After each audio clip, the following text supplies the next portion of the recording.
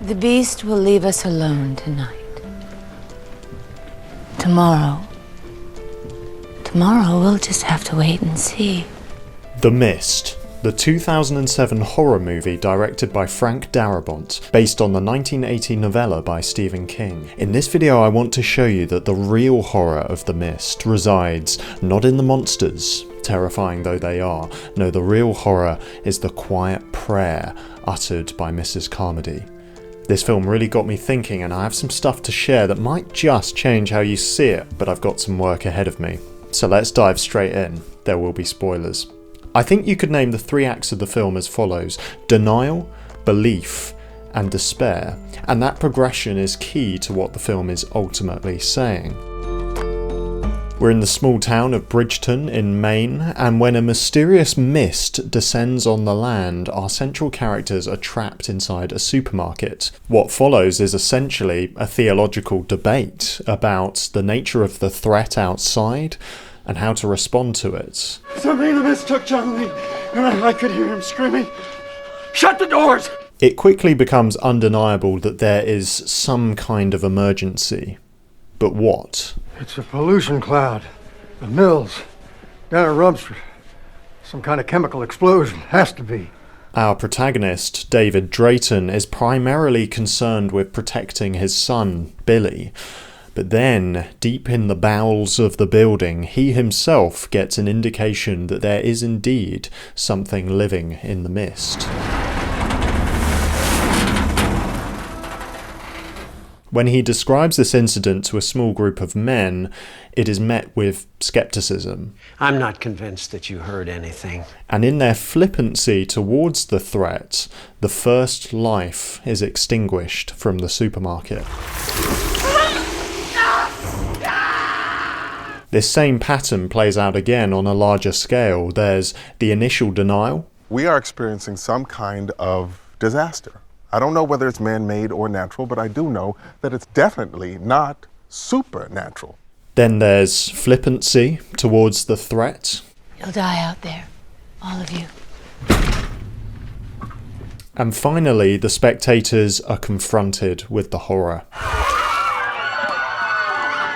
And now, no one in the supermarket can deny that they underestimated this threat. But the first instinct was denial. You can't convince some people there's a fire even when their hair is burning. Denial is a powerful thing. In his book, Cinemagogue, James Harleman describes two key categories for stories. On the one hand, there are life-transcendent stories, stories of heroes triumphing through struggle, light overcoming darkness. And on the other hand, there are life under the sun stories, which name the reality of a broken world and sit in that reality. And The Mist is very much a life under the sun story, and you feel that most potently at the end when the mist clears, as we shall see. But in this first act, this discourse on the nature of denial, we can already see the seeds of tragedy. We have seemingly well-intentioned characters trying to figure out the path to safety, but they're scared and they're misunderstanding one another. A degree of skepticism is a good thing, it's healthy, but it seems impossible to convince some people of the severity of the threat until it's too late. And that's not really to blame anyone in particular. This is the reality of life under the sun. It's broken and frustrated. But what's interesting about the story is that we get to know these characters a bit before the mist arrives, and we discover that they're not blank slates starting from a place of neutrality. There's baggage here. This pathetic attempt at a joke has gone far enough. Mr. Norton, what reason could we possibly have? Oh, please, please! This is payback for the lawsuit that I filed against him last year, and you guys are backing him up. When the mist arrives, conflict is inevitable, because the heightened terror draws out and amplifies all sorts of tensions and disagreements that were already bubbling beneath the surface. Brent Norton is the most skeptical character, and it leads to his downfall, but a big part of what drives his skepticism is his lack of trust towards the other residents of this town. I only spend my money and I pay my taxes here, and I've seen you talking behind my back. How you all stick together. Well, don't I feel foolish? I actually thought you were being kind to me today. Well, thanks for setting me straight. This is classic life under the sun. Each person has done a degree of wrong, and they have been wronged against. There are misunderstandings, grudges, prejudices, unspoken truths, and the best anyone can do in this movie is avoid a premature death. As the New Testament epistle of James appropriately puts it, why, you do not even know what will happen tomorrow. What is your life? You are a mist that appears for a little while and then vanishes. The Bible is honest about the human condition. It names this life under the sun with which we are so familiar, but it doesn't end there. What about the mist? Will anyone step into this pit and offer any form of transcendent hope? Well, Mrs. Carmody begins to speak up. She's a professing Christian, but what she's offering is a distortion of Christianity, and this makes her perhaps the most dangerous character in the story. Revelations, chapter 15. And the temple was filled with smoke from the glory of God and from his power. And no one could enter the temple until the 7 plagues of the 7 angels were completed. Well, what are you saying? What are you proposing? That we all prepare to meet our Maker. Mrs. Carmody's first sermon to the crowd is on Revelation 15. She interprets the mist as the presence of God, bringing judgment in the last days. And throughout the Bible, the presence of God is often indicated by a cloud or by smoke. And the temple also contained burning incense, symbolizing the prayers of the people. So it was a very smoky or misty place. And notice that when Brent ventures out into the mist, David suggests attaching a string to his waist. Tie this around your waist. What for? It'll let us know you got at least 300 feet. Brent refuses, but another man agrees. Just see to paying out this line. Line's up. I'll cut her loose, just so you understand. Yeah. Out they go, with the string playing out behind them. Moments later, the string is tugged by something extremely powerful deep within the mist, and when the string is pulled back into the supermarket, it is bloodied, dragging only the legs of the man. So, piecing this together, we have Mrs. Carmody describing the mist as the presence of God. We have a man flippantly entering that mist, only to be killed, and what's left of his body is dragged out by a rope. And this imagery is strangely reminiscent of a mystical Jewish tradition. Here's an extract from the Zohar, a collection of books which were probably written in the 13th century. A rope was tied to the Cohen's leg when he went in. Cohen means priest, so that should he die there, they could pull him out. So according to the Zohar, a rope was attached to the priest as he ventured into the smoky interior of the temple, in case he died and they needed to pull his body out. Now, this practice is not recorded anywhere in the Bible. It appears to be a legend that developed into the Middle Ages. But Exodus 28 does say the following: Make pomegranates of blue, purple and scarlet yarn around the hem of the robe, with gold bells between them. The gold bells and the pomegranates are to alternate around the hem of the robe. Aaron must wear it when he ministers. The sound of the bells will be heard when he enters the holy place before the Lord, and when he comes out, so that he will not die. Not a rope, but bells to alert people outside the holy place about the whereabouts of the priest. So the Old Testament priesthood at its best was very serious about entering the presence of God, a life or death matter, not something to be flippant about. And before addressing what Mrs. Carmody gets wrong, it's worth noting what she gets right from a biblical perspective. She has an expectation that the Lord will come to judge the world, and she believes that the scriptures provide a lens through which to interpret these end-time events. And to be fair, there's an ominously strong correspondence between the plague that descends on Maine in the film and the plagues described in the book of Revelation. All the creatures are gigantic, monstrous versions of life on Earth. There are tentacles, a kind of beast of the sea, scorpion flies, spiders, a kind of bird with 4 wings, a lobster, and the impossibly tall creature, as it is known. Mrs. Carmody is especially perturbed by those scorpion flies, believing them to be the locusts described in Revelation 9. There came out of the smoke locusts upon the earth, and unto them was given power, even as the scorpions of the earth have power. Wow, look at those stingers. If you read on in that passage, it says this, "And it was commanded them that they should not hurt the grass of the earth, neither any green thing, neither any tree, but only those men which have not the seal of God in their foreheads. And to them it was given that they should not kill them, but that they should be tormented 5 months. And their torment was as the torment of a scorpion when he striketh a man.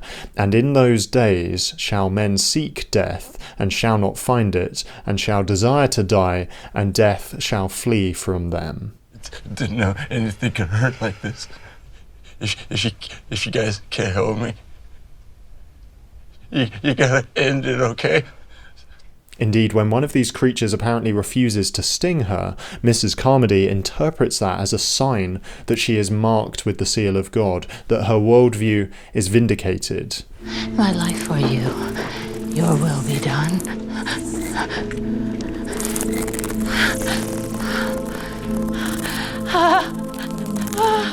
Later on in the movie, we will witness her downfall, but again, for now it's worth noting what she seems to be getting right.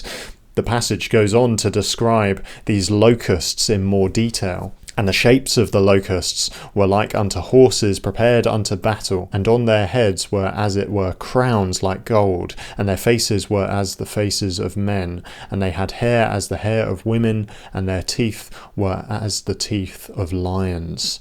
In the film, it's not so apparent on the scorpion flies themselves, but other creatures, especially the spiders, seem to have human faces with human teeth. It's what I find most chilling about them. The passage goes on. "And they, the locusts, had breastplates, as it were breastplates of iron, and the sound of their wings was as the sound of chariots of many horses running to battle, and they had tails like unto scorpions, and there were stings in their tails, and their power was to hurt men 5 months. And they had a king over them, which is the angel of the bottomless pit, whose name in the Hebrew tongue is Abaddon, but in the Greek tongue hath his name Apollyon." So Mrs. Carmody recognises that this catastrophe is more than a mere natural disaster. There's a cosmic, spiritual dimension to it. So where does she go wrong? Well, it turns out that the soldier in their midst, Jessup, was involved in a military program to unlock other dimensions, and that's what unleashed the monsters. So Mrs. Carmody calls for him to be sacrificed to the beast outside, and shockingly, the supermarket crowd complies. But actually, this moment isn't a total surprise. Mrs. Carmody makes clear her view of sacrifice much earlier in the movie. All this talk of a modern God, or no God. There is one God, the God of the Israelites. And he is a stern and vengeful God. And we have been mocking him far too long. And now he demands retribution in blood. It is time to declare yourselves. Take sides, the saved and the damned. Read the good book. It calls for expiation, blood. What? The bill is due. It must be paid. And that's the fundamental issue with her version of the gospel. She thinks Christianity is about us giving our lives to God.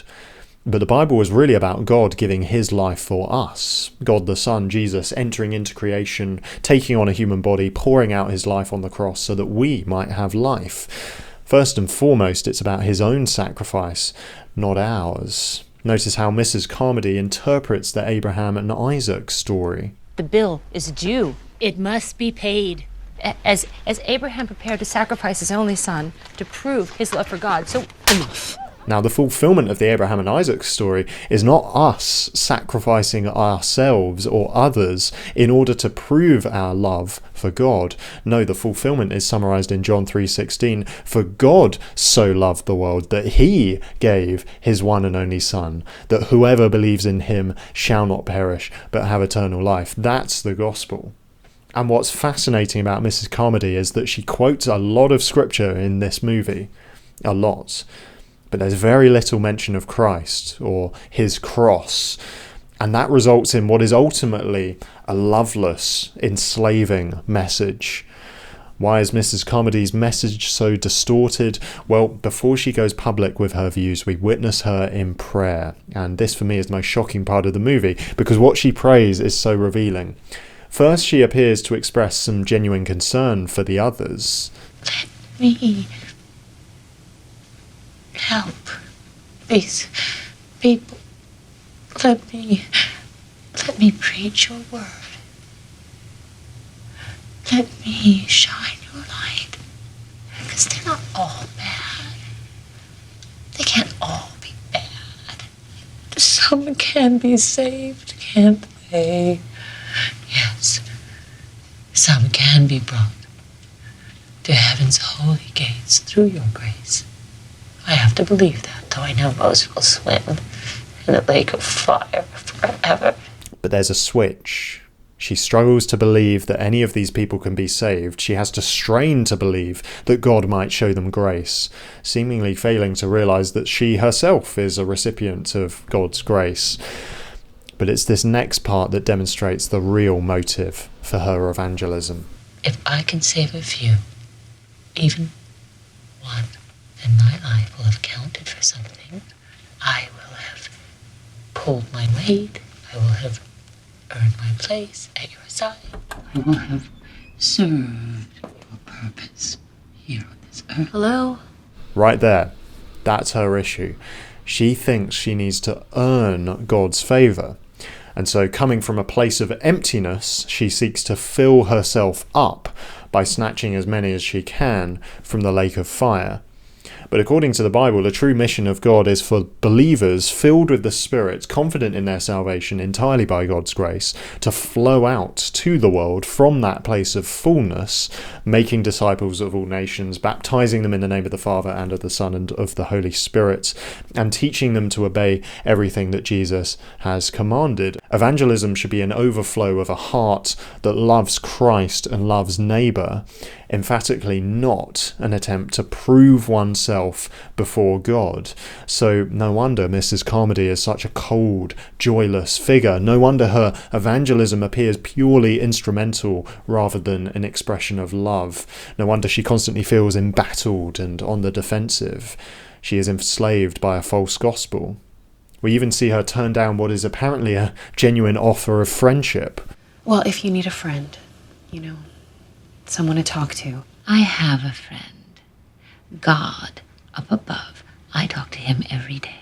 Don't you condescend to me. I'm sorry? Not ever. You don't mock me. That's not what I was doing. Well, I tell you what. The day I need a friend like you, I'll just have myself a little squat and one out. Wow. Anyway, the ever-pragmatic David is concerned about Mrs. Carmody because he knows that scared people will be drawn to her message. It is at least providing a framework to make sense of what's going on here. Want another reason to get the hell out of here? I'll give you the best one.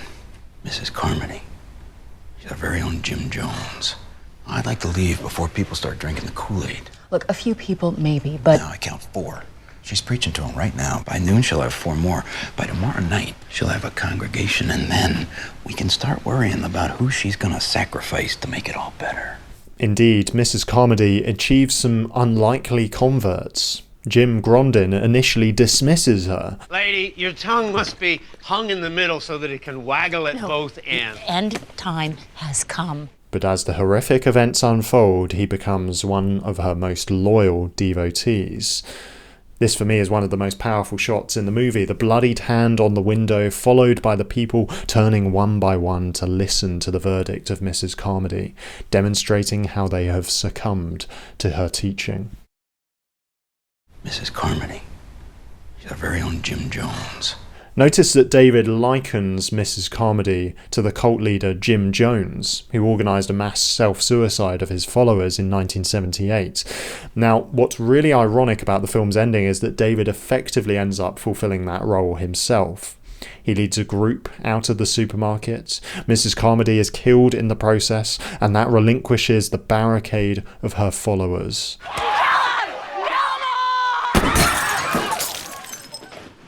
David takes his son and 3 others to a vehicle and they drive as far as they can. David discovers the dead body of his wife, and then, deep within the mist, the vehicle runs out of fuel. To avoid a brutal death at the hands of the creatures, David uses his 4 remaining bullets to kill the others. I guess he sees it as a kind of mercy killing.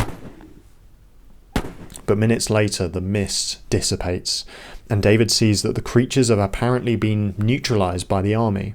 He sees a woman reunited with her children, the same woman who fled the supermarket at the start of the film. Against all odds, it seems everything worked out for her. But David, he has lost everything. Now, this isn't obvious from the film, but apparently for those who know Stephen King's work, The Mist is connected to his Dark Tower series, as referenced by the painting at the start of the movie.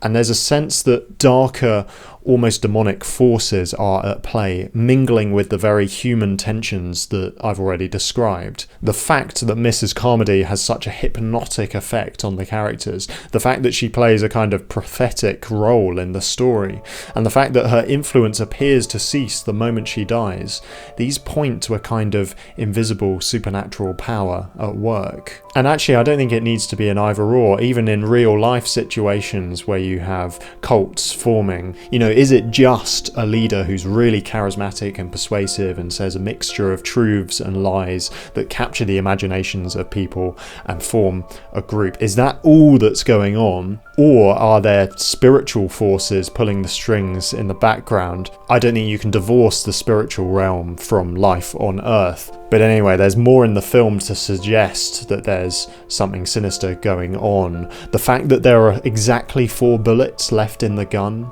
the fact that the mist dissipates as soon as David fires those 4 bullets, there's a sense of inevitability to this entire tragedy. No matter what David did, he was always going to end up sacrificing the others, even his own son, to unknowingly bring about the end of the mist, and to be left behind on the earth to live with the grief and guilt and loneliness. So that's what makes this story so grim. Tragedy is not just a possibility for these characters, it's an inevitability. James Harleman points out that a Life Under the Sun movie will typically end in one of 2 ways. There can be a sense of acceptance, with characters coming to terms with the brokenness of the world and the fact that we can't fix it by ourselves. Or there can be a sense of anguish, railing against this life under the sun, crying out to the heavens with that timeless question, why? Why? And The Mist very much ends with this kind of anguish. Is there any hope in the midst of a world like this? Well, not with Mrs. Carmody's theology, whether it's her own or some supernatural evil speaking through her. But the real Jesus, the God who took the full force of our pain, the one who joins us in the pit and offers us life, if there's any hope, it's probably in him. Well, there we go. Those are my thoughts on The Mist. Thank you so much for watching. Please subscribe if you'd like to stay in the loop with my videos. I will be back very soon. And remember, it's deeper than you think.